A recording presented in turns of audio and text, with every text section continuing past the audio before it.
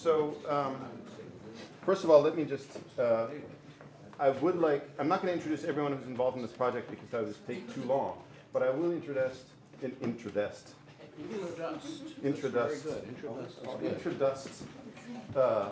our guests, our featured guests, whose names are in lights, who have this separate little box here. SHAMSHAD ABDULLAEV, where are you, SHAMSHAD? SHAMSHAD is not quite here yet. He was here. He's probably just stopped into the mention. He will show up. POLINA BARSKOVA, where are you, Polina? Yeah. Polina is right here. Who is from Massachusetts, but originally from St. Petersburg. KETI CHUKHROV, who is sitting right here, who is a critic and theorist, and also a writer whose processes engage performance practices from Moscow. ALEXANDRA PETROVA, sitting right here, who is a Russian-speaking poet from Rome, a Russian writing poet from Rome as well. Alexander SKIDAN, who's sitting right here, who is a Russian poet from St. Petersburg. And SHAMSHAD will arrive shortly. Yeah, I think I saw him in the building too, so he will show up soon. Okay. So I think we should start. Oh, here he comes. Coming down the stairs. Beautiful.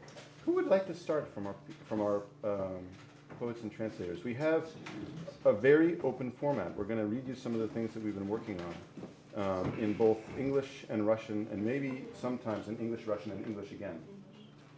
Who has something chosen out that they would like to start with? Let's I should just cast the coin. maybe we should start with Polina and Abelard. Yes? Yeah, do you have this text? I have the text right here. My computer. So,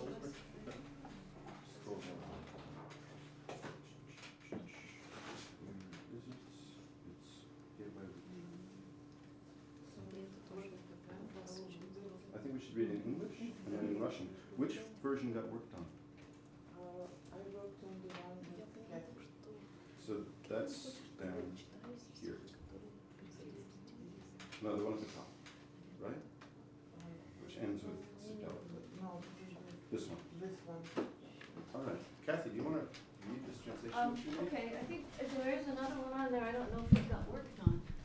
There's my translation, definitely, which didn't get worked on. But maybe we should just read yours and then... And yours? And then Paulina's. Okay? Okay. First morning. Pierre Abelard, balls pulverized, lies on the floor. His body, a little swollen, pale, is dripping tar. His dog, who didn't save him, howls there in remorse. The dawn outside his chambers falls apart, retreats, anxious, breath stinking, like the invalid. The theologian exhales himself, speaks to his unusable body. Now come with me. No longer will you serve me like a master, you will serve me like a servant. And your every aspect will be known to me. The ball of earwax, saliva, morning bile, evening bile, an attack of colic, chills. Now I am a brother to you, body, not your slave. I have enjoyed you for too long now. Those scholastics of shadows shudders, that logic of her contorted face, thrust by my hating hand into the sheets the second before climax. Then her face would grow composed, like the face of a sweet baby or a corpse. Heaving with tears of gratitude in the aristocratic stench of our simplest game, I straddled her, laughed. Such red blood flowed from the black hole. Now everything will change. Cursor, hello. I will dry up, like earth at first frost, like a weightless locust. My body will be what a body should be, doubts, dandruff, piss. God will be what God should be, a barked, hand that diary here, fatigue, dead cats by the side of the road, and first snow. Then the sentences in her letters will grow shorter, the thicker with bodily metaphors. Each morning I will wrestle her in a quick dream like the angel with Jacob and wake from it crying, "Are you there? Are you there?" But my lips will be dry already. My hands will hold air.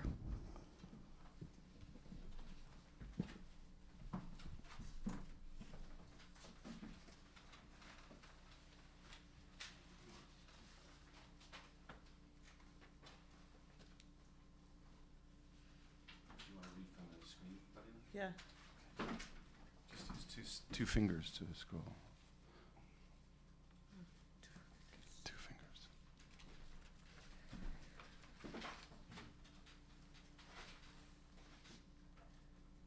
Первое утро. Первое утро. Пьер Абеляр с разможженными яйцами лежит на полу. Его тело, несколько дряблое, бледное, точит смолу. Его собака, его не защитившая, кричит от стыда в углу.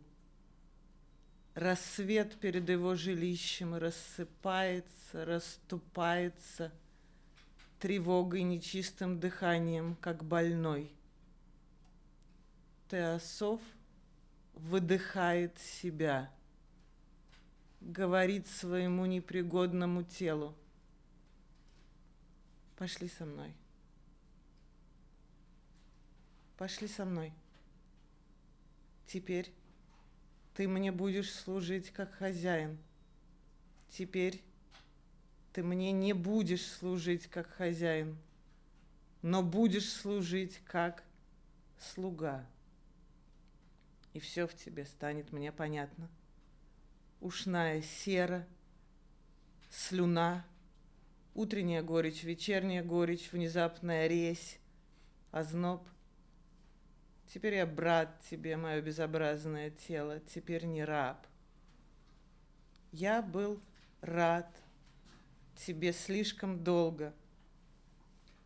Схоластики, сумерек, судорог, логики ее искаженного лица, придавленного моей ненавидящей рукою в простыни, за самый миг до конца. Потом лицо ее распрямлялось, как у лялечки, как у мертвого, в соплях, в слезах благодарности, в благородной воне простейшей нашей игры. Я сидел над нею, смеялся. Я сидел над нею, смеялся. Какая красная кровь течет из этой черной дыры. Теперь все будет другое. Я высохну, как земля перед первым заморозком, как легкая саранча. Тело станет то, что должно быть тело, сомнение, перхоть, моча. Бог станет то, что должно быть Богом. Окрик, подай дневник, усталость, мертвые кошки по сторонам дороги и первый снег. Затем предложения в письмах ее станут короче, зато тесней станут метафоры воплощения. Каждое утро я буду с ней бороться в коротком сне, как ангел с Иаковом, и просыпаться с криком: «Где ты? Где ты?» Но руки мои уже будут сухи, и губы совсем пусты.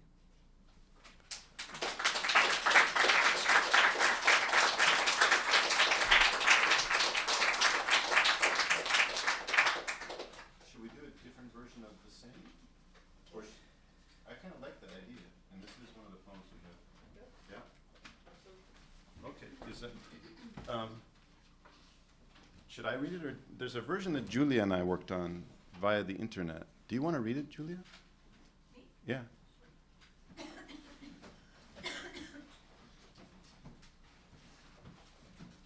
Oh, there's also Valvina Kur's version here too. So interesting. But this is our version right here. believe that's to... Actually, can't remember. Yeah, this one is our version right here. Yeah? First morning, on the floor, balls crushed, lies Pierre Abelard. His body, a bit limp, leaks a pale tear. His dog howls in the corner, a failure as guard. The dawn before his residence breaks apart, splits open with alarm, unclean breath like a patient. The theologian sighs, says to his good-for-nothing body, "Come with me. Now you will serve no more as my master, but as my subordinate. And all in you will become clear to me. Earwax, saliva, morning gall, evening gall, sudden colic, chill. Now I am brother to you, my unsightly body, no longer a slave. I was pleased too long by you, by scholastics of crepuscule's convulsions, by the logic of her writhing face, pinned by my enraged hand into the bedsheet a moment before the end. And then her face grew smooth like an infant, like a corpse, in sobs, in tears of gratitude, in the noble stink of our simplest game. I sat above her and laughed. How red the blood flowing from that black hole. Now everything will be different. I'll grow desiccated like the earth before the first frost, like a weightless locust. This body will become what a body should be, doubt, dandruff, piss. God will become what a God should be, a hailing, let's have the notebook, fatigue, dead cats by the roadside, and a first snow. Then the sentences in her letters will get shorter, although denser, with realized metaphors. Every morning I'll struggle with her in my brief sleep like the angel with Jacob, and wake crying, "Where are you? Where are you?" My lips will already be dry and hands utterly empty.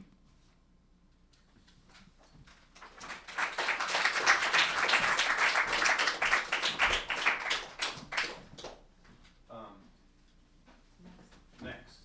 So who's next? Maybe we should move to Shamshad, who's sitting next to Polina. Is that a good idea? Хорошо, я прочту. А какие у вас мы хорошо обработали сегодня? Поэтому можно было читать. Йодзё. Йодзё. Да, одна сутра. Окей.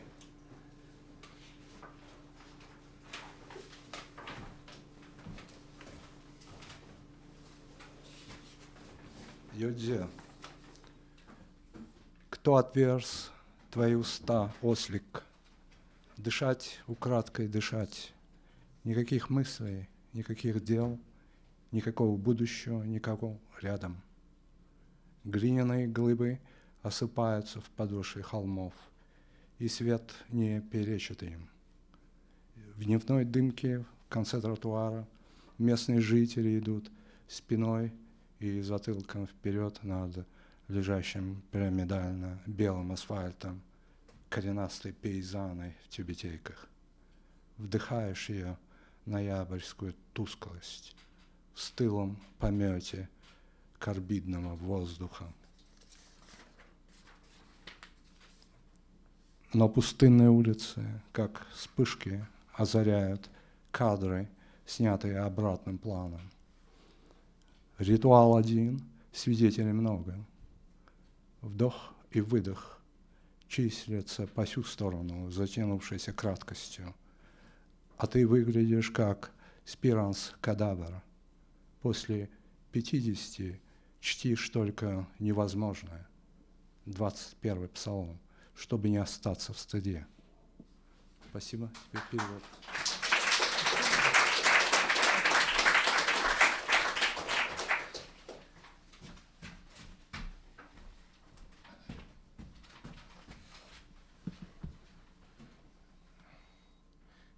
So this version, I started this version with the help of Leonid Yanovsky, who's not here, and then it was worked on by many, many hands, including Sasha Tatarsky and a lot of other people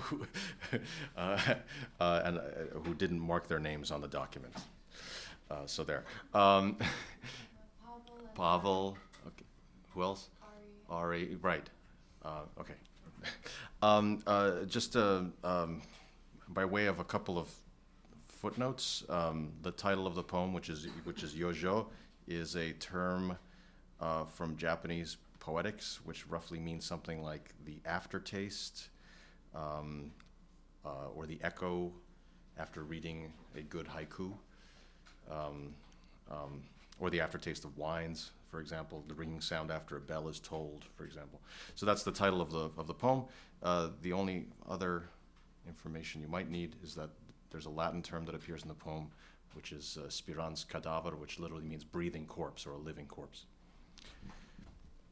Yojo, who unsealed your lips, little donkey?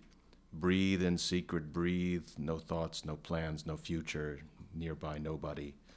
Clumped clay crumbling at the feet of mountains, and light won't contradict it. In the haze of day where the pavement ends, the locals go backwards over flat white pyramids of asphalt, sturdy paisans and skullcaps. You draw the November murk into your lungs, the stale birdshit of the carbide air. But the deserted streets flash like zoom shots in a film. One ritual, many witnesses. Each breath in, breath out, considered on this earth as a prolonged concision. While you look like a spirans cadaver. After 50, you honor only the impossible. Psalm 22. So you are not left in shame.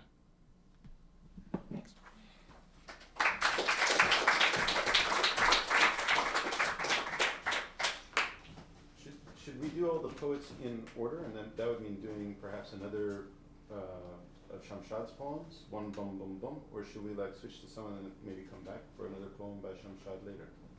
What do you all think? Maybe we should stick with Shamshad and do another of Shamshad's poems. Is that a good idea?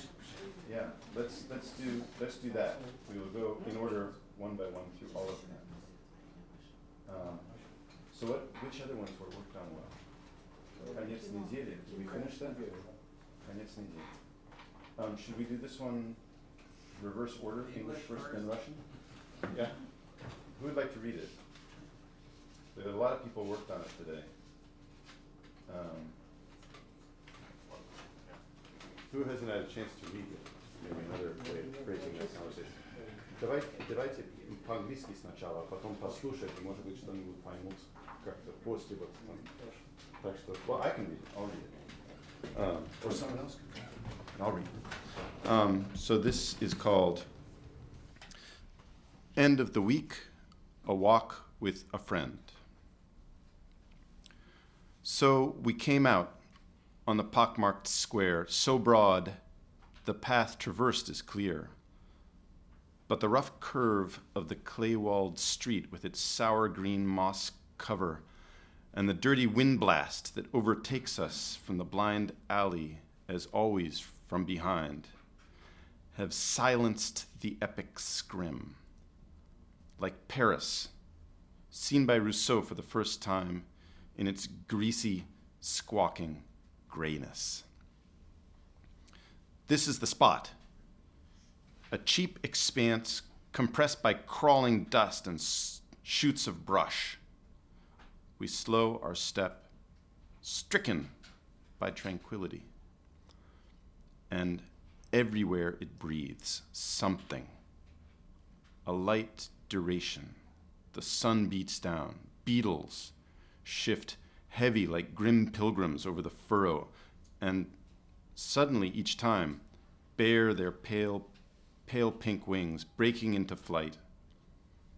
You think we'll be saved just like that, always floating in the air like them. I'm fed up with the everyday pretense of this summer landscape. We lie, arms outstretched on the trampled field, two crosses in bird's eye view. I reach for a young reed, catching its fragility with my nail, and you read about how Rimbaud died, keeps dying. Words prompted by pain, Allah Karim. But the angel is already at hand on every day of rest.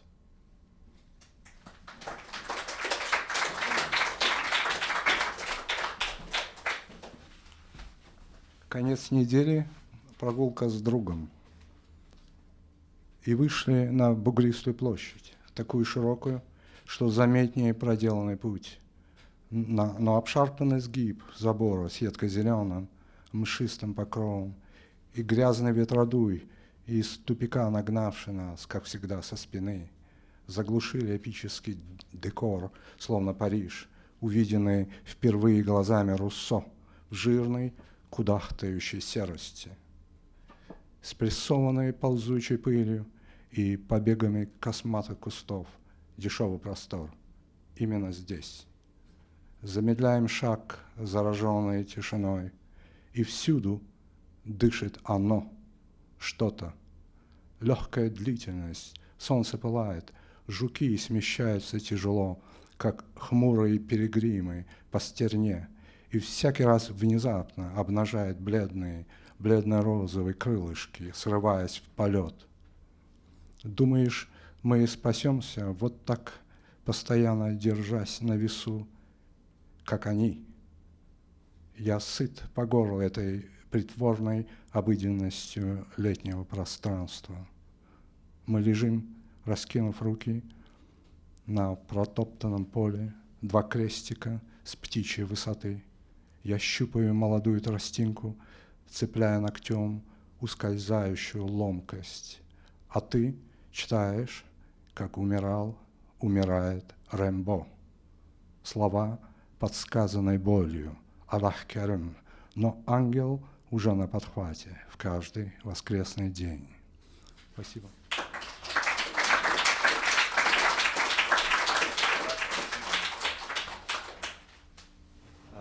Maybe we should just go by geographical principle through the room, and that means Sasha is next. But so we'll start with English, right? Yeah, right. And which one do you want to do? Половина шестого? Это у моря? Ура. Wow. And who's going to read it? Is Sasha Tatarsky here? Or Сашу, Val, Val? Or, yeah, Val? Yeah. I mean, unless someone else wants, I already read it, someone else wants. Yeah, let's have Sasha read. Sasha, will you read?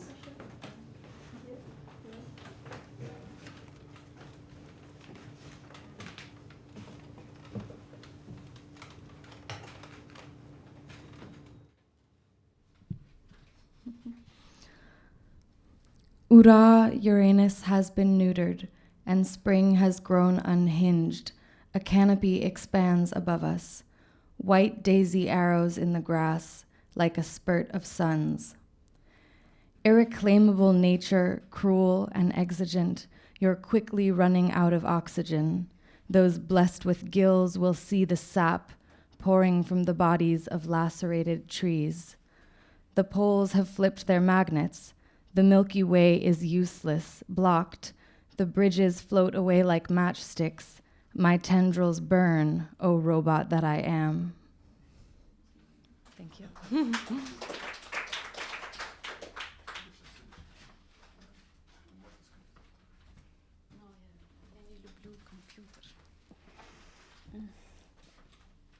Ура!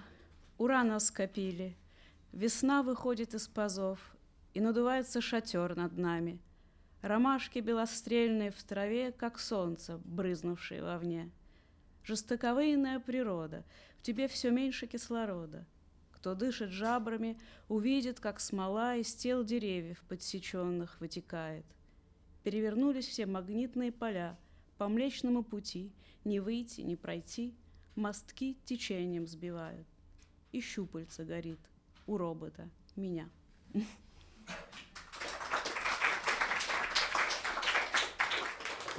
Which one next? Next is Это у моря. Это у моря. And that, I don't know but a lot of people worked on this. Maybe Matvey? Matvey worked on it. Yeah, Matvey. Where's David? What's that? David not here. David is here. He should be here. Where's David? David Hawk? I didn't see him. Maybe he had to leave. He's a Princeton. He's had to get back up to Princeton tonight or something. Okay. Hopefully we actually finished. thanks to collaborators, David Hawk, Kathy Sapila, Alex Tatarski, and Polina Barskova, and Sasha Petrova. This by the sea. It breaks harder and harder against the hull of the armature.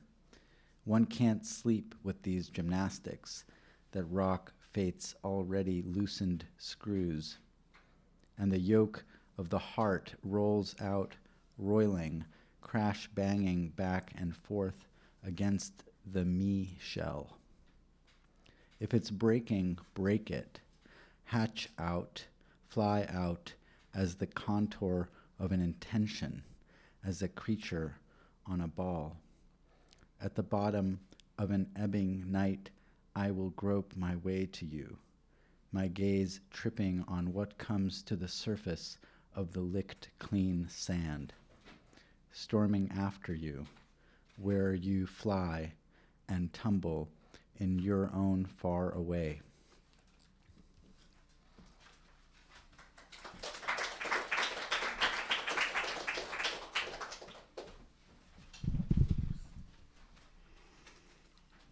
Это у моря. Оно ударяется все сильнее в борта арматуры. Не уснуть от такой физкультуры, что качает и без того свинтившуюся судьбу. И желток сердца скатывается, грохает туда-сюда в меня скорлупу. Что ж, пусть сломай ее, вылупись, вылети, очертанием задуманного, существом на шаре, я на дне отхлынувшей ночи тебя нашарю, спотыкаясь взглядом об выступившее на вылизанном песке, за тобой заходясь, где-то летящим, катящимся в собственном далеке.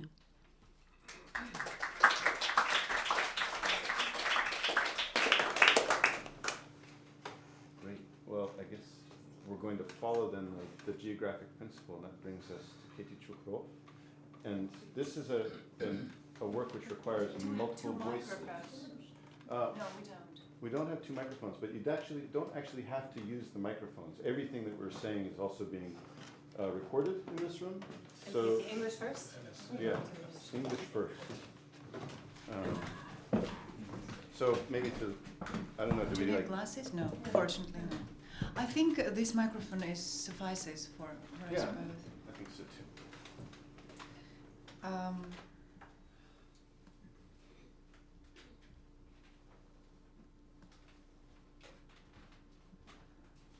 It's a dramatic poem called Communion.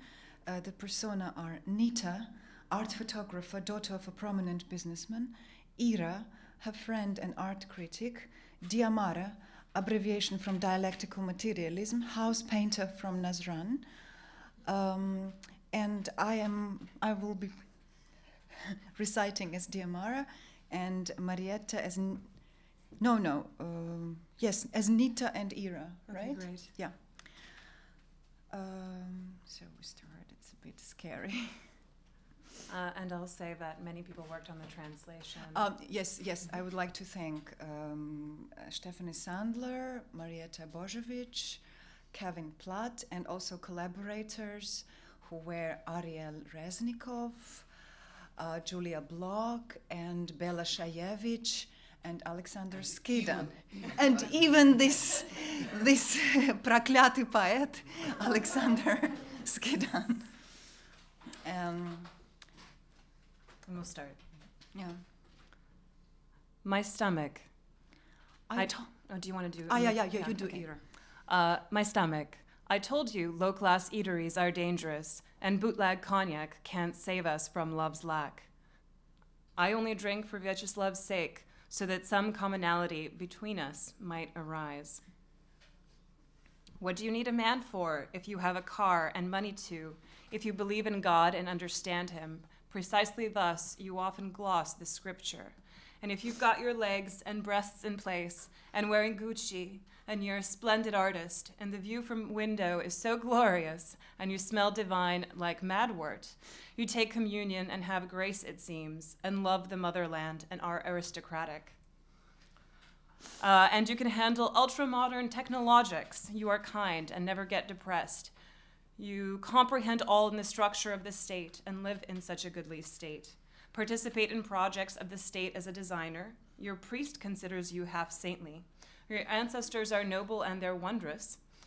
And seafood every day, and taste so rarefied.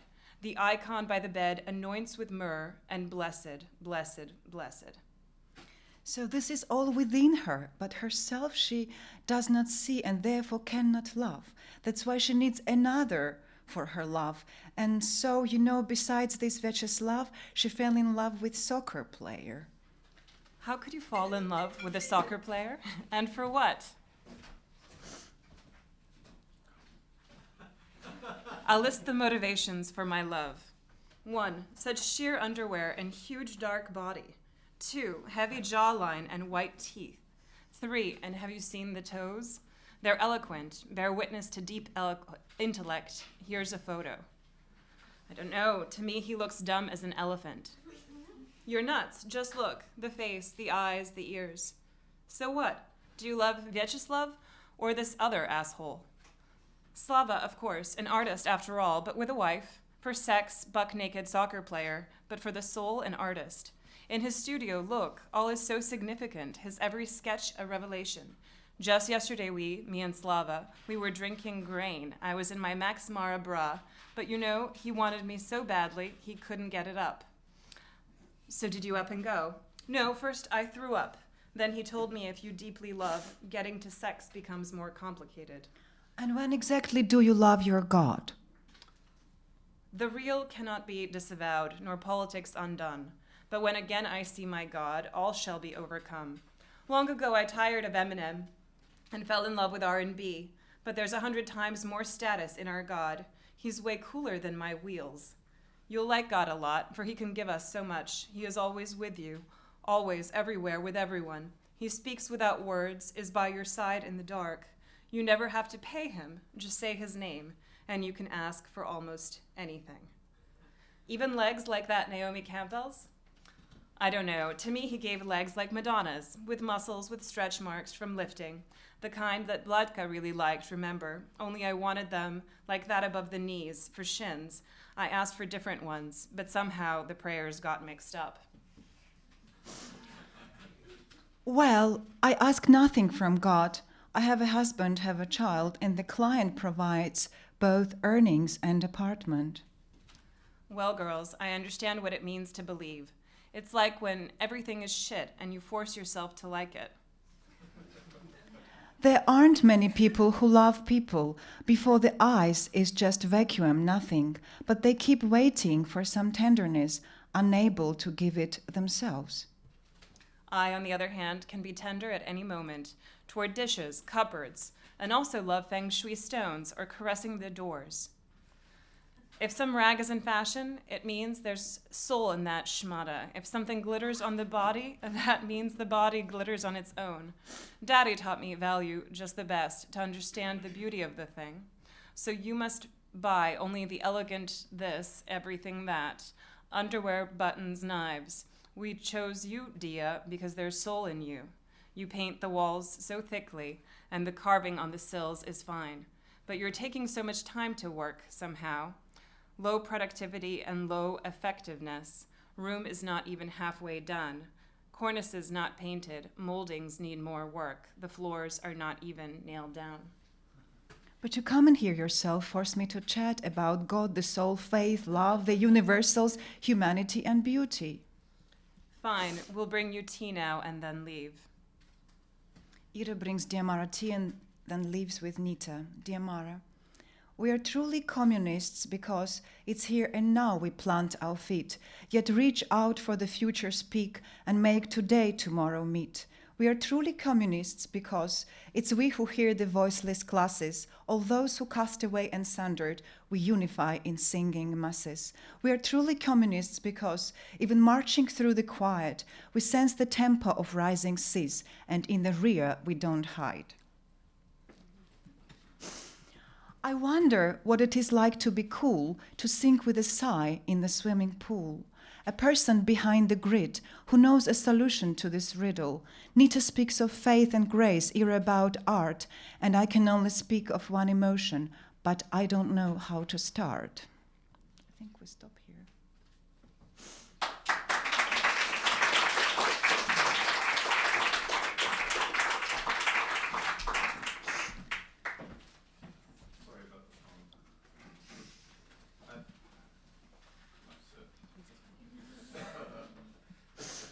кто? Хороший вопрос. Я Нита. Ты будешь... Я Нита. Нита и Ира, а ты Диамара. А я Диамара. So we should explain just for the people who are following along but have limited or no Russian that the roles have just changed and now KETI is going to do. Now I'm Nita and Ira, the elite. And, she's my servant. Живот мой, я говорила, вреден общепит. Коньячный спирт нас не спасет от нелюбви. Я только ради Вячеслава выпиваю, чтоб общность между нами возникала.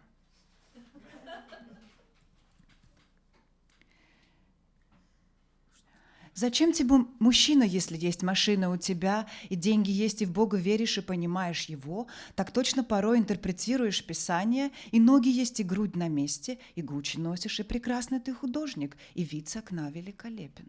А пахнешь, как райская трава, и причащаешься, и благодать имеешь вроде, и любишь родину, и роду аристократическому принадлежишь, и в технологиях ультрасовременных разбираешься, добра ты, и не бывает у тебя депрессий, и в государственном устройстве понимаешь все, и в государстве живешь таком хорошим, участвуешь в проектах государства в качестве дизайнера, и духовник тебя считает полусвятой, и предки благородные и прекрасные, морепродукты каждый день, и вкус изысканный, икона мира носит в комнате над изголовьем, и свят, и свят, и свят.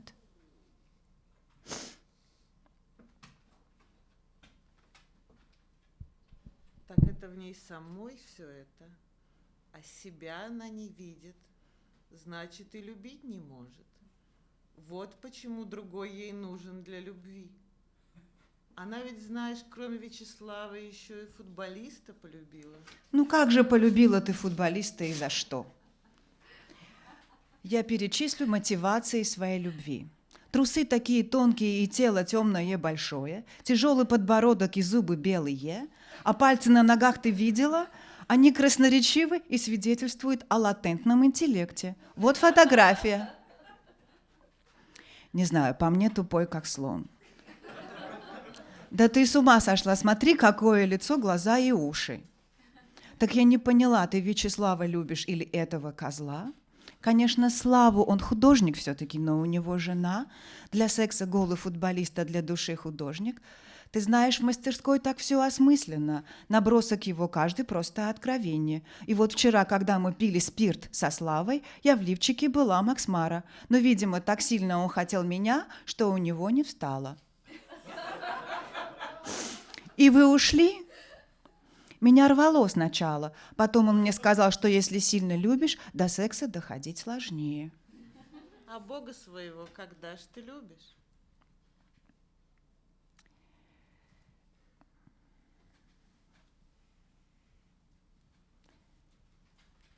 Реальность невозможно унять. Политика неумолима. Но когда я вижу Бога опять, все преодолимо. Эминем меня давно достал, я R&B полюбила, но Бог это то, что престижнее во 100 раз, круче, чем моя машина. Бог вам очень понравится, ибо Он может многое дать. Он всегда с тобой, всегда со всеми и везде, говорит молча, сопровождает в темноте. Ему не надо платить, только упоминать, и просить можно у Него почти все. А ноги, как у Наоми Кэмпбелл, тоже? Не знаю, мне он дал ноги, как у Мадонны, с мышцами со следами накачки. Такие ведь, помнишь, нравились Вадьке. Но я хотела только выше колен. Голени я уже просила другие. Но молитвы как бы наложились. А я ничего у Бога не прошу. Муж есть, ребенок там, заработок, квартиру заказчик предоставляет. Я поняла, что такое девочке верить. Это типа когда все дерьмо, а ты заставляешь себя, чтобы нравилось оно. Мало таких людей, которые любят людей. Перед глазами вакуум, ничто. А они все время ласки ждут, сами-то ее не могут дать. А я, например, все время могу что-то ласкать. Посуду ласкаю, шкафы. Очень люблю камни фэн-шуй, двери там обнимать. Если что из шмоток в моде, значит, душа есть в этом кломоте. Если что на теле блестит, значит, и тело само блестит. Меня папа учил все лучшее ценить, понимать красоту вещей. Следует покупать только элегантное то все, что. Трусы, кнопки, ножи, мы тебя выбрали, дед, так как много в тебе души. Ты стены так плотно красишь, а узоры на подоконниках так свежи. Только долго вот работаешь как-то, производительность, эффективность низки. Комната даже на треть еще не сделана, карнизы не докрашены, лепнину надо доработать, полы не скреплены. Так вы же сами заходите, болтать заставляете о Боге, о душе, вере, любви, универсалиях, человечестве, красоте. Ладно, мы тебе сейчас чай принесем и пойдем. Диамара поет любимую песню своего деда. Мы коммунисты тем, что ногами в сегодня стоящие, тянемся к завтру в темя и тянем его в настоящее. Мы коммунисты тем, что слышим класс безгласый. Всех, кто разрозненный нем, собираем в поющую массу.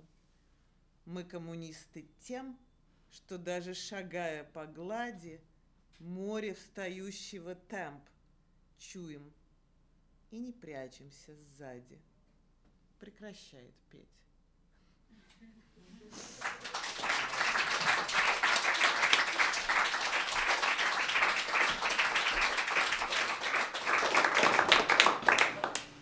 So, with Sasha, the choice is between an unfinished or between earlier completed poems. What would you prefer? I think because I didn't have time to work with the translators and proofread and make corrections, I think it's better for tonight to read from my book, already prepared translations with the help of probably Matvey. Okay. Would you assist me? And it's a good... And tomorrow we will have time to, we're going to continue our proofreading. So, it's a good moment to interject, though, that this exact book, not this exact book, but other copies of this exact book, is on sale out there for $15, I believe. So if you would like to acquire one, and I encourage you to do so, please, after the reading. First English from the large class. 91. Я думаю, три фрагмента. Первые. Первые три. Да. То есть ты фрагмент, потом я русский. Давай так. So these are three sort of shorter pieces from the large glass to Yuri Lederman. And let it be with me. First of all, I have to apologize. I haven't read this in about 5 years since we published it. Okay. And let it be with me the love which enters the heart, under the impression of the meeting place at Cafe Certa. The world of manias is dry. Idle swaying in the gardens of science, unclench his teeth, appease my mouth, move over. Lifting my arm more often than not, I don't try to lift it. And as a hidden force, he entered the house. Bride stripped bare of her bachelors. St. Catherine of Siena. I love you. Logical propositions can neither be proven nor refuted by experience. Большое стекло посвящается Юрию Лидерману. И пусть со мной любовь, что в сердце входит, под впечатлением места встречи в кафе Серта, мир мании сух, праздно шатающийся в садах науки. Разожми ему губы, уйми мой рот, подвинься. Поднимая руку, я чаще всего не пытаюсь ее поднять. И незримой силой вошел он в дом, новобрачная, раздетая своими холостяками. Святая Катерина Сиенская, я люблю тебя. Логические предложения не могут быть ни подтверждены, ни опровергнуты опытом.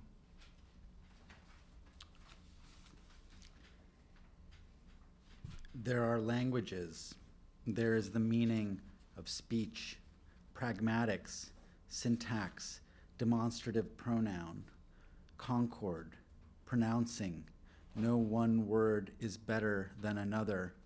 Citation is a means to interrupt context. 1,000-year empire, let it come down. Technocratic characteristics, operative time. This apple is red. All night the snow fell. In answer, he said, a little more. Есть речи, значение, прагматика, синтаксис, указательные местоимения, согласование, огласовка, ни одно слово не лучше другого. Цитата — это способ прервать контекст. Тысячелетнее царство, let it come down. Технократические черты, оперативное время. Это яблоко красное. Всю ночь шел снег. В ответ он сказал: еще немного.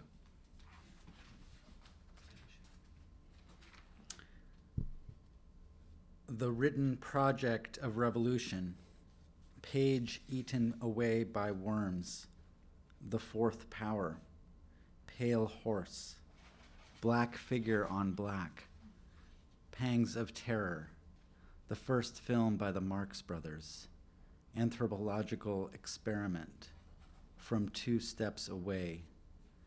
Tell us how it all took place. What do you mean to say by this?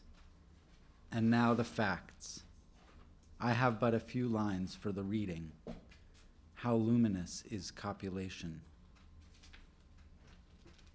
And probably one more, the fourth. Письменный проект революции, страница, изъеденная червями. 4. Власть, конь, блед, черная фигура на черном, угрызение террора. 1 фильм братьев Маркс, антропологический эксперимент с 2 шагов. Расскажите нам, как все происходило, что вы этим хотите сказать. А теперь к фактам. У меня для чтения всего несколько строк. До чего светло совокупление. Her lips are half parted.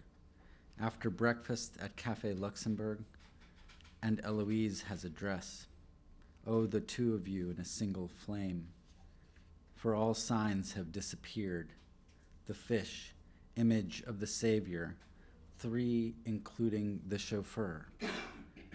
Theological beast, the navigating company with joint capital. Ariadne in the semblance of a mole. Terminal point. Bring lilies by the armful. Esigia fosse non saria per tempo. Sudden disintegration of parts. Ее губы полуоткрыты. После завтрака возле кафе «Люксембург». Ну, а у Элоизы есть платье.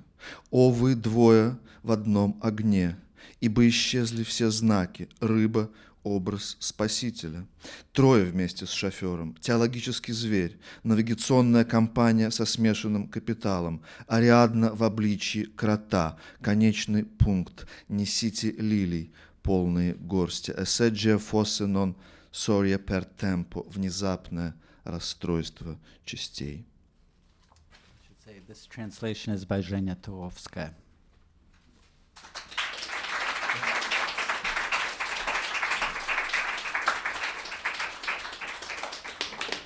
So we have a little bit of time for discussion and questions from folks in the audience.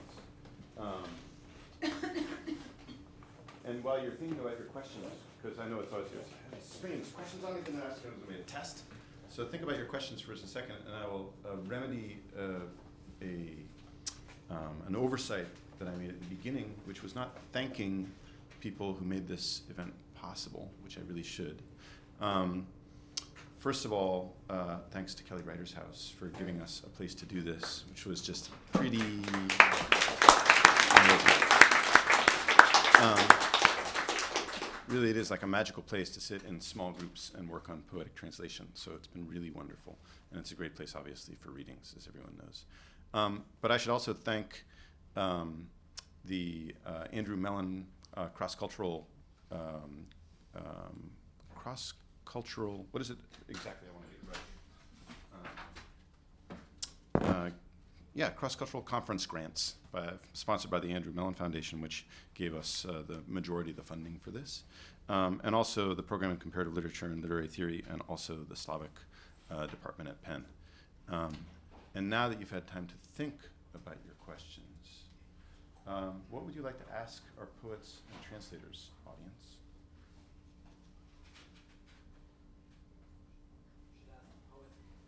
And poets. Should ask the poets about questions. Or the translators about questions. What are our questions in this intermediary moment in our process?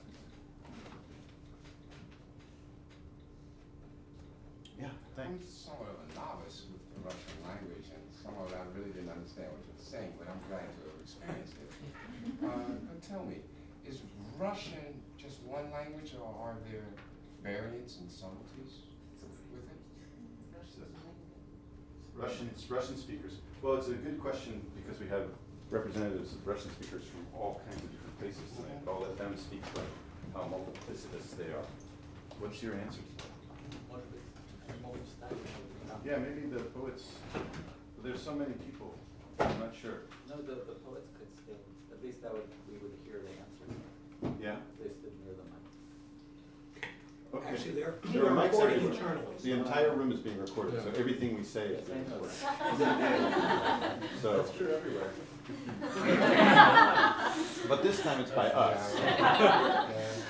So is Russian multiplicitous, and have we heard, I think a different question would be, have we heard different versions of Russian here in these poets?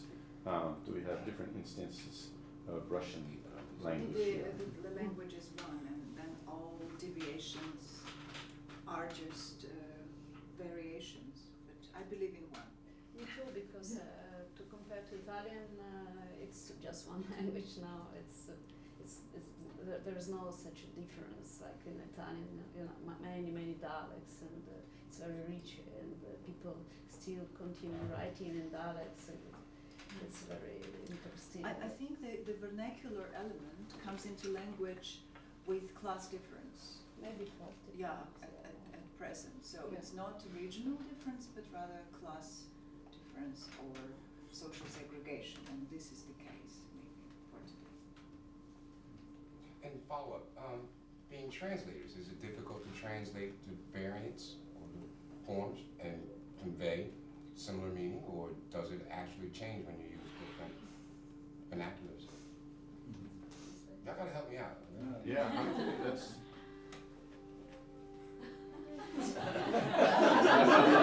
Charge! I'm glad I'm not alone with the sounds of the devices around us. We hid your phone. Yeah, thank you. I asked for it at my request. So translators, what do we think about the linguistic variations that we've been presented with here and the challenges they represent? I think some of the hardest thing to represent are the different stylistic registers, especially in spoken speech. So you could probably tell when Communion, KETI CHUKHROV's piece, when it was read in English, it elicited far less laughter than in Russian. It's very hard to catch exactly those things that make it so funny. And that to me felt like good evidence that we still have lots of work to do in that. Part of that was social context also, I think. Just because KT's piece is really tied to a very particular sort of types of people that are particular to a certain time and place. Speech. And so part of it is the different registers. And I thought there was quite a bit of that. I thought the translation was really successful. I was laughing quite a bit without having heard the Russian ever. I think laugh is not the criterion. Yeah. It's not the only criterion. It was engaging in terms of, like, I could tell in the translation that there were different types being portrayed. There are different sort of social types, class things going on, and in the translation there was not only the humor but the irony, more particularly the irony was of what kind of critique is going on was very clear. But I think that so there's different. My feeling in the last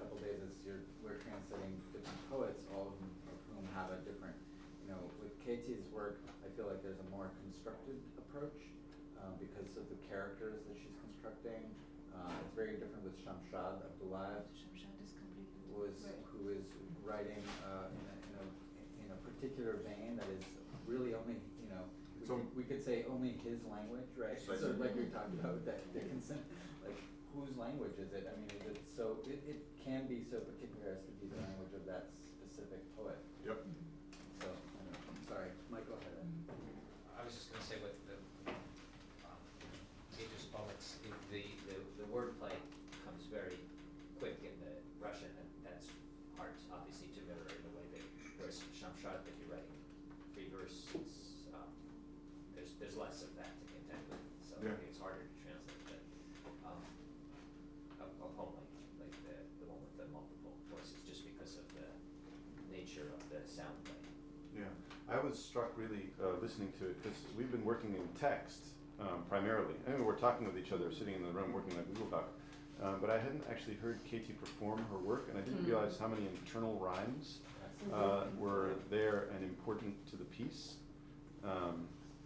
And I think that's one thing that we might want to consider returning to the text and seeing if we can work, because we were working a lot on rhythm. But in your performance, it's really important to have those internal rhymes, which almost make a lot of what people are saying in the little sing-songy, almost proverby like kinds of things. And I think we might want to, I don't know, how much you're missing that. It's well, I wouldn't say I'm missing it. Maybe the mood of the English performance should be slightly different. It's not necessarily. It shouldn't necessarily coincide with the Russian mood. Yeah. It can be a different work. It can go a bit different way because the English language is different. But I guess, I'm sorry I didn't say this better, but I think if I think about the process of translating some of the other poets, it feels like one of the challenges is to get the tone and stylistic register, but then once you get it, you have it, and it works for the poem. And one of the things that's strikingly different is the mobility of language and what you're doing, and partly it's because of the dramatic structure. This is because, for instance, when Polina works with poetic thinking and Shamshad works and Sasha works, it's very pensive and it's some kind of innermost. So first comes the poetic thought and then comes the language, or I don't know, the language coincides with the poetic thought. And in my case, it's first the performative twist and then comes the language. So it's theater. It's theater. I think that interpretation somewhat discounts the polyphony of something like what Sasha just read, and particularly quotational, appropriational aspects. So I mean, I wouldn't say that that's the one division, because actually I don't know. Maybe. I don't know how to say about Polina's work that it's just interior lyric, a kind of interior lyric space. I was meaning that. Say there's a lot of voices and a lot of historical quotation and registers. Definitely, but I mean, I meant this embeddedness in speech, which is which. I would like something very interesting and something that I'm trying to struggle with all the time in supposedly productive mode. How to perform the same text in Russian and in English, for Russian audience and for English audience. It's a question of language, but obviously it's a question of cultural context and cultural habit. Yes, definitely. And what you it's said, very important. Yeah. for example, starting with such laughter as not just a sign, but laughter is a protective layer, right? Russian poetic tradition has all kinds of problems, allergies, idiosyncrasies with laughter. And this is something that I think your text challenges, right? So different laughters are being produced by Russian and English versions of your text. But actually, it's not that all audiences react that way. I had audiences which are not so humorously responsive. It's a great question why. Yeah. And what are these different audiences, right? So. But this cultural translation is important. Cultural modes, which are registers, cultural registers. I wanted to ask Shamshad about this question of unified or divided language. Simply because Shamshad, who is, I think, a representative of a really sort of quite recognizable large Russian poetic tradition, but still you've lived in an epoch in which that large Russian-speaking tradition was politically unified, and now we're in a situation where we have the breakup of Soviet space, leaving people who write in Russian in various different places. And I'm interested in how your practice has responded to that.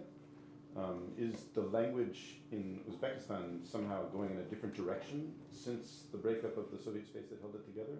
And has your practice responded to that? Нужно повторить на русском. И я могу перевести вот для всех. Я просто как-то хотел вот услышать, как вы смотрите на вопрос вот об единстве русского языка. Я понимаю вас как представителя, на самом деле, единого вот большого языка, большой традиции русской литературы, но вы жили в эпоху, когда вот все-таки вот эта большая русскоязычная литературная традиция объединяется одними политическими границами, и в сегодняшнюю эпоху, когда есть эта фрагментация, как вы смотрите на эту фрагментацию, вы наблюдаете, как есть какая-то эволюция вот там, русского языка в Узбекистане, как ваша практика, как поэта реагирует на это? Но эволюционные претензии языка остаются теми же. Качество совершенно не меняется. И то, о чем вы говорите, эти политические изменения, стирание границ, они ни в коей мере не влияют на субнациональную сущность, в данном случае русского языка. Но я должен отметить, что ведь мы пользуемся не столько физически реальным языком, как инструментальным средством, которое призвано накапливать свое совершенство. Не столько конкретным русским языком, или конкретно английским, или итальянским, или новогреческим языком. Мы пользуемся языком нашего личного идеализма, который принадлежит всем и не имеет своих стран и своей территории. Вот. И в этом смысле сохраняется некая, некий симптом всеобщности, присущий именно сугубо поэтическому языку, который не теряет своей внутренней природы, поскольку это невозможно. Это существует вне рамок обусловленности и не имеет никакого отношения к социально-историческим изменениям или же к какому-то определенному прикладному фактору. Вот. И я хотел бы просто в данном случае уточнить метафизическую основу этого языка, который управляет нами и который сохраняет некие элементы вневременного.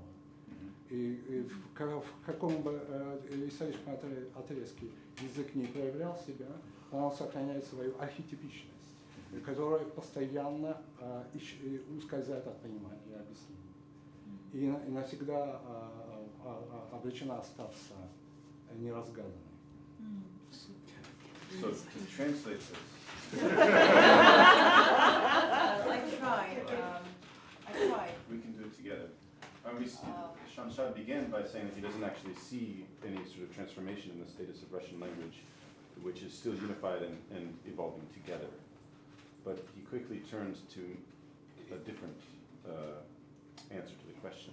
Because he claimed that there is no specificity in case of poetry of the Russian language or the English language, but some kind of language of personal idealism, which is actually universal, common. And undergirded by its own it has super historical metaphysical status. It's untimely and super historical, and it's metaphysical not in terms of being mystical, but in terms of being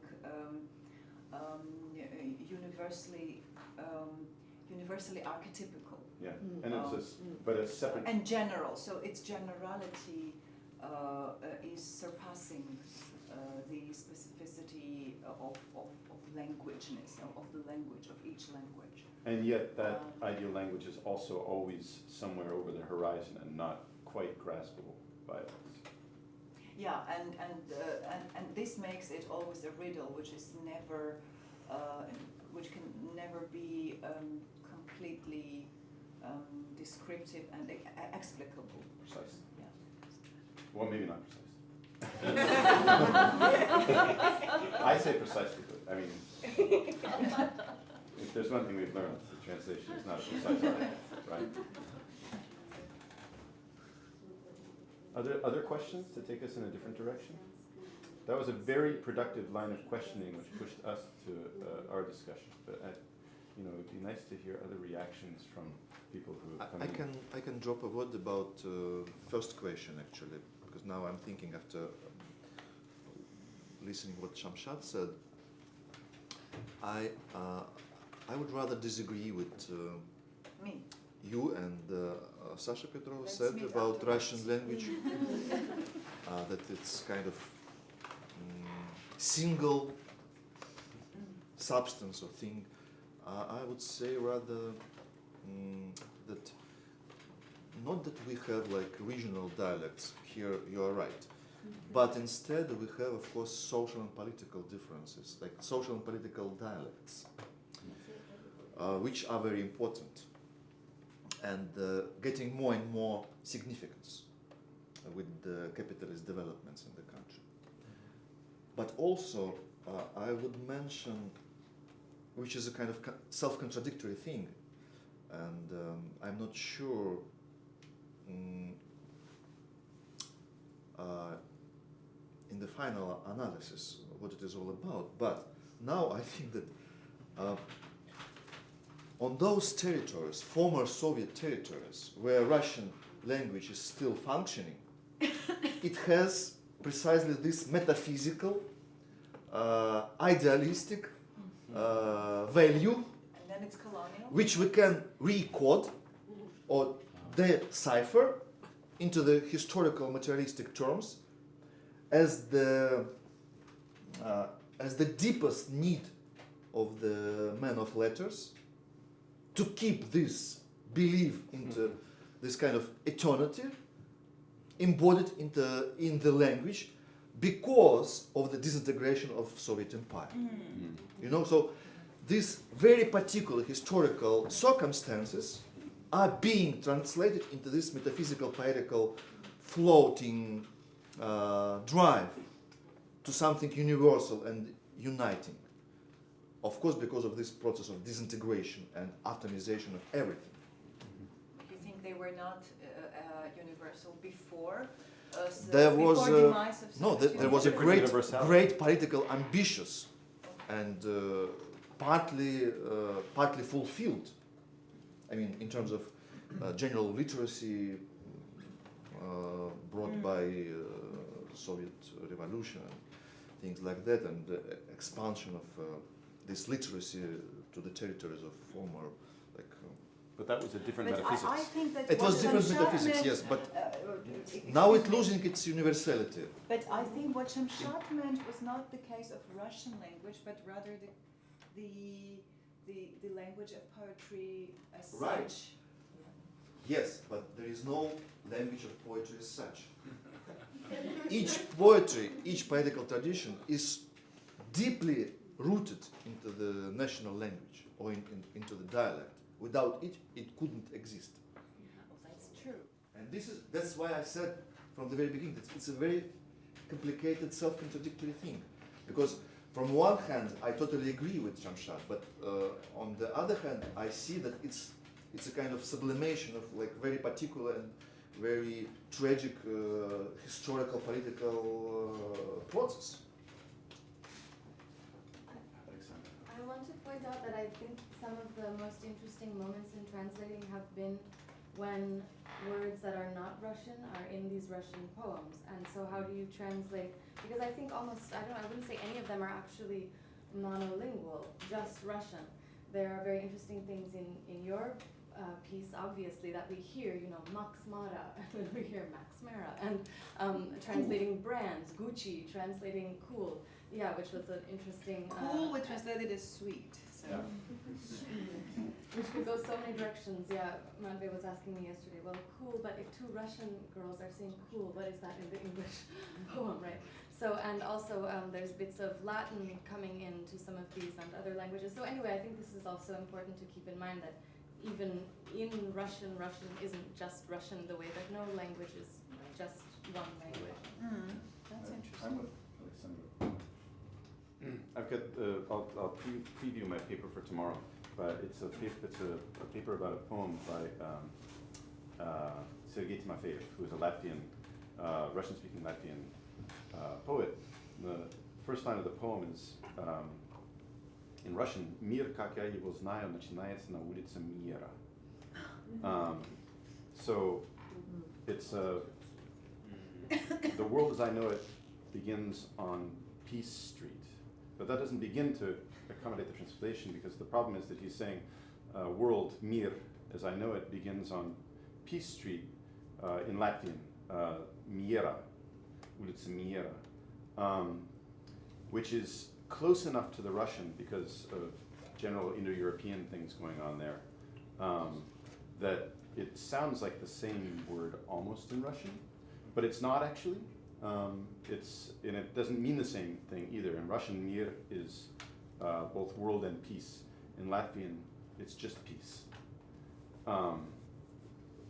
Which raises a whole number, I mean, the rest of the poem, which I'll tell about more tomorrow, is really about the problem of existing in two languages simultaneously in a split language space. But it points to this problem of translate. How do you translate that? And you could translate it into Russian, perhaps, but it's already in Russian. Can you translate, right? So anyway, it's about the very specific, actually, linguistic, historical, and post-socialist circumstances of this poet in other books.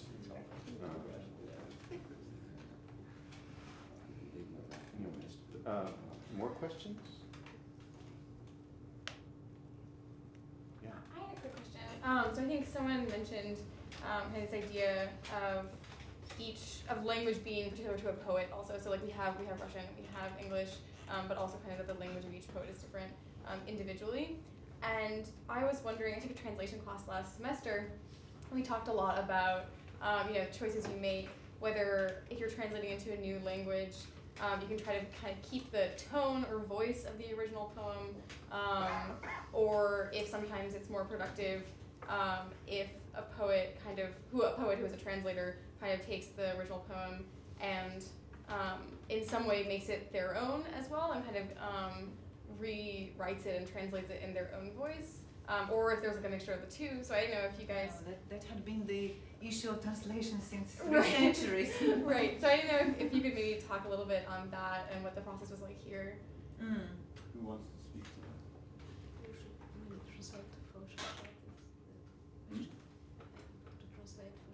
Шамшад, вопрос в том, вот этот вечный переводческий вопрос, когда мы переводим, что для нас является самым важным. Мы стараемся перевести тональность, смысл, форму, вот там лучше ли вот как-то пересказать на своем языке, вот там. Сделать аутентичным в новом переводе как новый креативный акт или приблизиться к какому-то событию, которое состоялось в оригинале. Хотя Бенемин уже говорил, что оригинал это большая проблема, да? I'll just, comment is not an answer, but just based on the experience of this fantastic format that Kevin came up with, I mean, the whole idea of voice sort of goes out the window when you're, sitting in 5 chairs and eating your muffin and, coming out of the process. The whole notion of a translator's voice gets wonderfully complicated. I can speak to that a little bit too.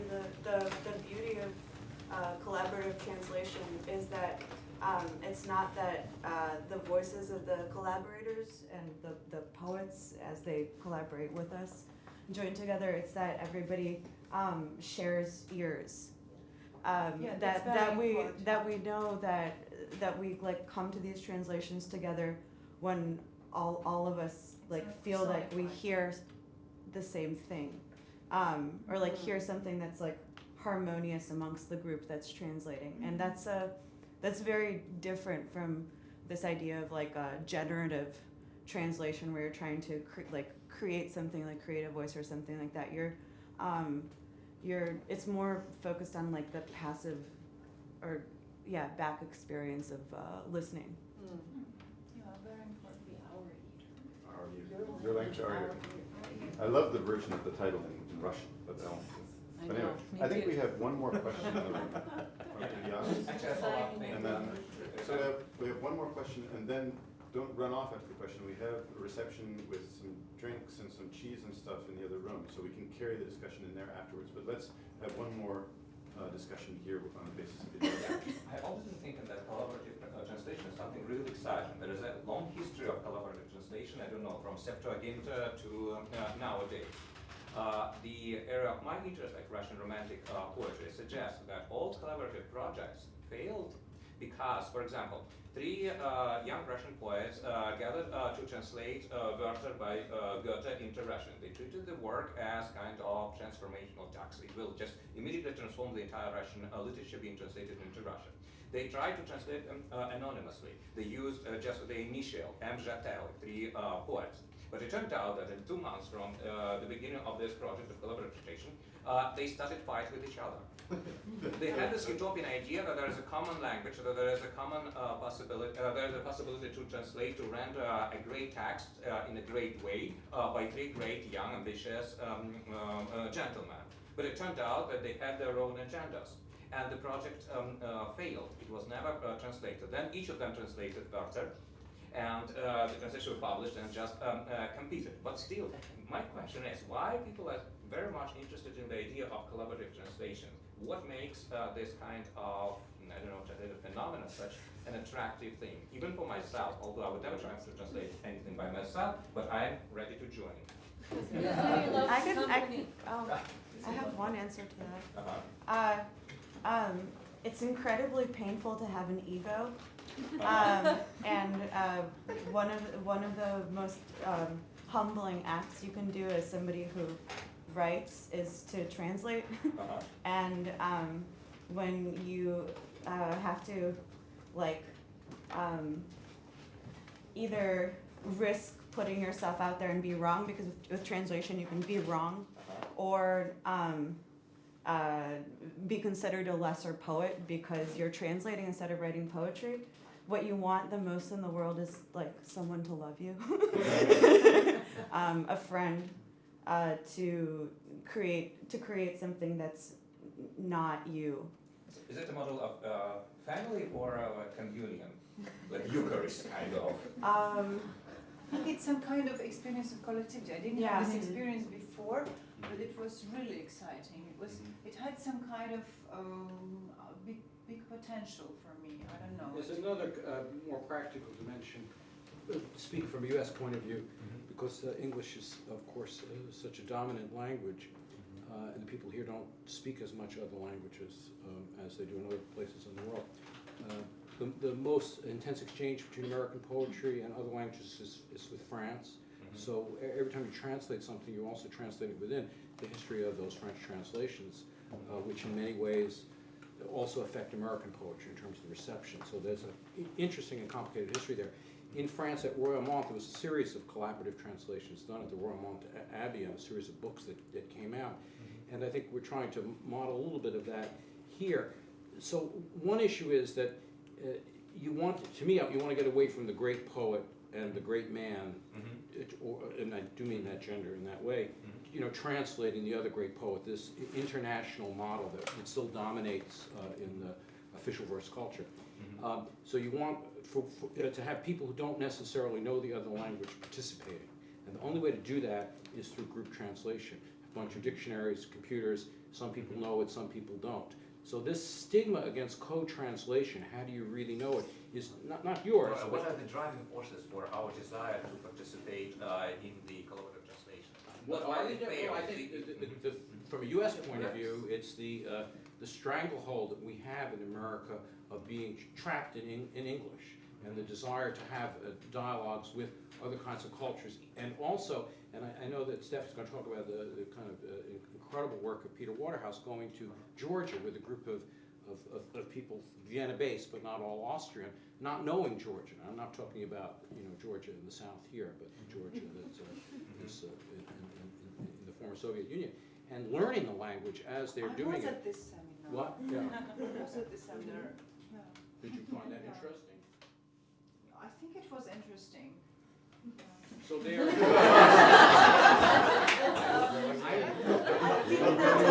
I mean, the students were not prepared for the context. They were not, absolutely. Yeah, they were a bit like they were not expecting what they were quite. They treated it a bit more like let's have a new culture or let's have a new cultural situation. So I think they had to be more prepared. Yes, but you see, the problem for me is that this idea of preparation or expertise tends to reinforce already established lines of communication. If we want to break that out and have different kinds of exchanges, we have to emphasize the value of the unprepared, along with people who know things. Yeah, this was with Georgia, this material of Georgian modernism had never been translated into English, or it isn't even English, in this case it's German, so we know nothing about it. So we're going to wait for the prepared person to come. It isn't going to happen. We're going to continuously get the same translations of a certain kind of well-known stuff of people who know the language. And furthermore, within the context of American poetry, the best people to translate, even this group here of Russian poets, are not necessarily people who know Russian. It's people who are involved in American poetry. Now, we are fortunate to have Matvey and a group of Russian Americans who transform that process, but they've also involved a lot of other people. So for me, this isn't your problem in a way. It's an American problem. We have to overcome the fact that Americans, you can cry and say they should, but I think that's silly. They're not going to, they don't. They know English. And we have to start with there and to break, to make a transformation of that in terms of exchanges, both with Russian, Chinese, Spanish, but then also with the hundreds of other languages which don't get translated and don't get into that nexus of exchange. And I think it's the exchange that's what's valuable, not the fidelity of the poem, not the expertise, not the greatness of the individual poet. I have a really simple answer to that question as well. Why do we want to translate collectively? It's incredibly fun. Yeah. There's a It's joy really in it. It's entertaining. ripping. It's It's jazz. so entertaining. And you can take risks that you would never take Yeah. because I know that someone will say, no, that's terrible. And that's okay. No, It's an interesting combination. Fun, fear, what else? You just collect all these It has the information, open yeah. structure, you know. Yeah, it's kind of emotional community. Yeah. That's what it created when And you you try don't feel to, the duty. It translate. should be done this way, and you have this freedom of chance, you know. Consistently better results. Consistently better results 100%. 2 heads and like 6 heads or whatever. This is are better exactly than what I one. wanted to say. I mean, the more heads, the more options, and the more potentiality there is. I mean, because I mean, if poetry is general, then it is collective. It is common, and this is the issue of. If you mean like translation. Yeah, this is the issue of a common issue of like you said, it's heard with many ears, but it's initially should be heard with many ears. Exactly. And then. Matvey has been waiting patiently for a. Alex, also, did you want to? No, you go ahead. I would also, I mean, people I talk to who are translators say, well, how can you translate by committee? And that's a really insulting way to talk about collaborative translation. Do they really say that? People do say that. Yeah. About- You're going to translate by, or even when two translators are working They together. always say that's a common criticism within mainstream U.S. translation. So in other words, what's Committee going is like on is there's like a compromise. There's no individuality, right? It's the same argument as like the CIA funding. Yeah, I hear you. Abstract expressionism. But part of what I actually very much enjoy about and I think is useful in collaborative translation is not that we are coming to a consensus about what is the best translation of the poem. It's very process-oriented, as has been noted, which I think which is connected to translation status which I think can be valorized instead of made, instead of pejoratively talked about as a secondary text, right, or a not primary or not original, you know. But I think that's actually a valorizing point about translation as a practice. And furthermore, the collective process, collaborative process, for me, unravels the personal, socially constructed decisions that each translator is bringing to a translation, and points out to the translator and to the group where those decisions are coming from. And you can actually talk about those proclivities, which when a single person is translating often are biases or, you know, places where, or sort of tics or habits that come from a particular linguistic. It's the mode of understanding. The more collective it is, the more you understand the genealogy and genesis of the poem. And this was, when we were discussing your poem, for instance, this the presence of several people was making the different genesis of the poem, and then coming to the point. I mean, it's really, it has a very important cognitive value as well. It makes visible things that you didn't know, you already knew, right? In the process of explaining why you would make a particular choice to other people, you suddenly understand it, or you understand why it's a bad choice. Yeah. And then when somebody makes a better choice, you're not possessive, you're relieved. It's an amazing experience. I mean, I love Bela's formulation that it's painful to have an ego. And this really frees you from that, you know, not in the sense that you're suddenly not yourself, but you're more yourself because you're not hung up about being yourself. Yeah. It's a really weirdly utopian process when it works well. But still originates the question of qualification. Whom you would invite to organize a collective translation? So anyone can participate in the process, or they should be subscribed. Okay, I just play the role of devil's advocate. I'm a big fan of collaborative translation. I just try to, but most of my clients are dead because I'm a historian of literature. So I'm just learning from the collective here. I think you raise an important point, and you mentioned before your talk today and yesterday at the party that you are not a translator and you don't translate and you don't think that you have that gift. You're the zoologist and the translators are the animals, and you study them but you cannot be them. And immediately I thought, but why? I mean, I would welcome and love to hear what you see that we miss, and what things you pick up on, and your ear. I mean, I think part of it is the idea that all ears are valuable. Why are some ears more valuable than other ears?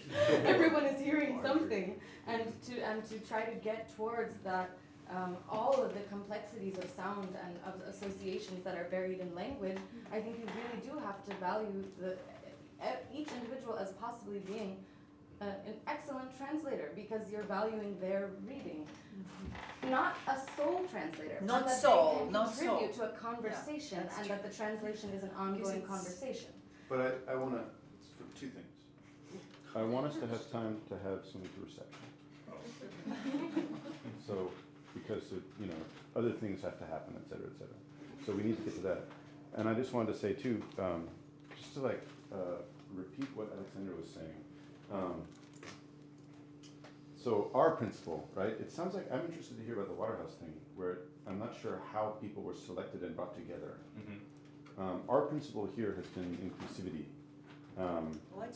Inclusivity, but also networked inclusivity and friendships, I think. I think one of the reasons that this process has worked well here is that there are a lot of sort of load-bearing relationships that extend, you know, over the years and across, you know, many seas that tie a bunch of us together.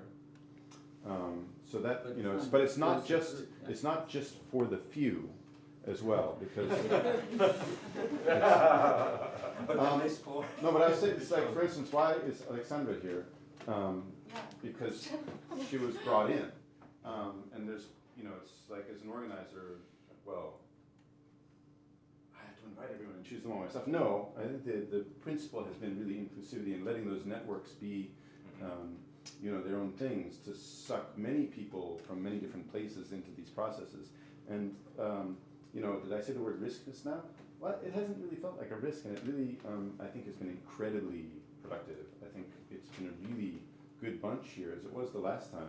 So there's a certain kind of, you know, trusts in those social networks and friendships and the universe, which pays off.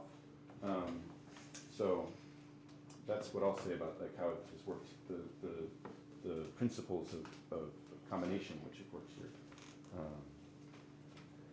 Anyway, I don't really want to shut this off. We should just continue the conversation with other stuff, right? So let's just all move this way.